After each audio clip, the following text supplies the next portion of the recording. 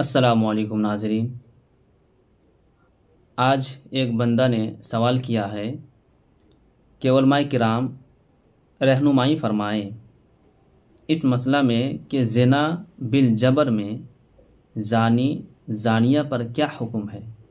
کیا زانیہ بھی سزا کی مستحق ہوگی یا صرف زانی؟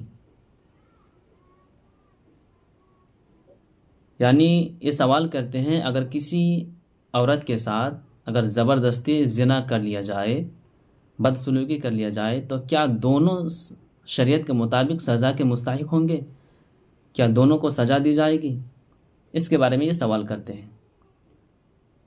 تو ہمارے ائمہ اربعہ کا متفق مسلک ہے کہ مجبور عورت کو زنا بالجبر کی سزا نہ کوڑوں والی نہ رجم والی ملے گی۔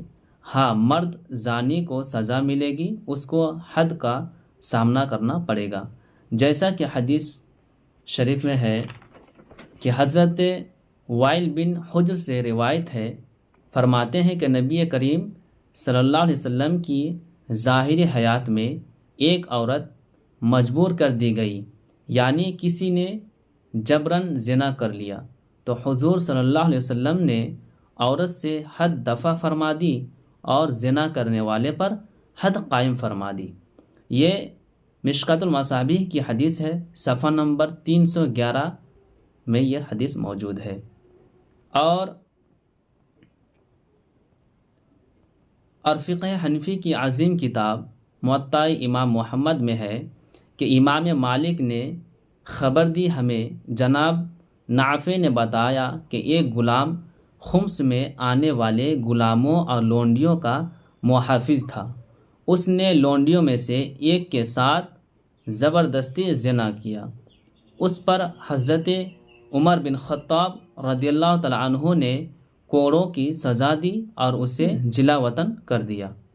آپ نے اس لونڈی کو بے وجہ مجبوری کوئی حد نہ لگائی۔ امام محمد رحمۃ اللہ علیہ فرماتے ہیں کہ جب عورت سے زبردستی زنا کیا جائے تو عورت پر حد زنا جاری نہ ہوگی، ہاں زانی کو حد لگائی جائے گی۔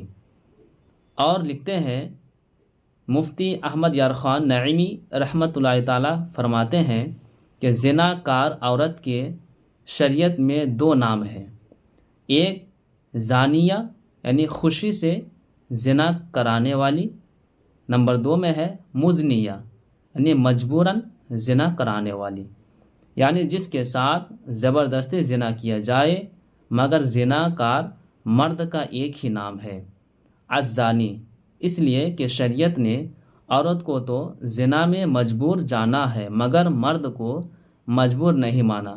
اس کی وجہ یہ ہے کہ عورت کے پاس آلائے دخول ہے، عورت کی رضا ہو نہ ہو مجبوراً بھی زنا ممکن ہے، مگر مرد کے پاس آلائے ادخال ہے اور ادخال شہوت سے ممکن ہے، اور شہوت رضا و خوشی سکون سے ہی ممکن ہے۔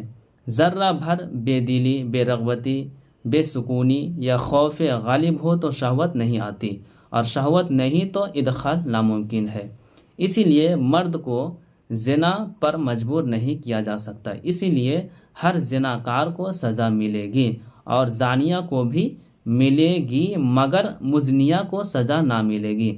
جو عورت خوشی سے زنا کرواتی ہے اس کو بھی سزا ملے گی، مگر جس عورت کو زبردستی زنا کیا جائے اس عورت کو سزا نہیں ملے گی۔ تو یہ تمام قول سے یہ بات ثابت ہو گئی کہ جبراً زنا کی صورت میں عورت پر حد زنا قائم نہ ہوگی، البتہ اگر عورت وقت زنا راضی ہو گئی یا لطف لینے لگی تو وہ بھی شرعاً گنہگار ہوگی اور حد قائم کی جائے گی۔ چونکہ ہمارے ہند میں اسلامی حکومت نہیں ہے، اسی لیے حد کا معاملہ نہیں رہا، مگر ایسی صورت میں تو یہ استغفار و کار خیر کا حکم ہوگا اور نہ ماننے کی صورت میں سماجی بائیکاٹ کیا جائے گا۔ تو یہ ہمارے علماء کرام کا بیان ہے۔ تو جس عورت نے خوشی سے زنا کروائی اس عورت کو اور زنا کرنے والے کو دونوں سزا ملے گی، اور اگر کسی عورت کو زبردستی اس کے ساتھ زنا کیا جائے تو اس عورت کو سزا نہیں ملے گی۔ تو آج کے لیے بس اتنا ہی۔ اگر آپ کو کسی چیز میں ڈاؤٹ ہے یا شک ہے تو آپ ہمارے کامنٹ کر کے ہمیں بتا سکتے ہیں۔ آج کے لیے اتنا ہی۔ اللہ حافظ۔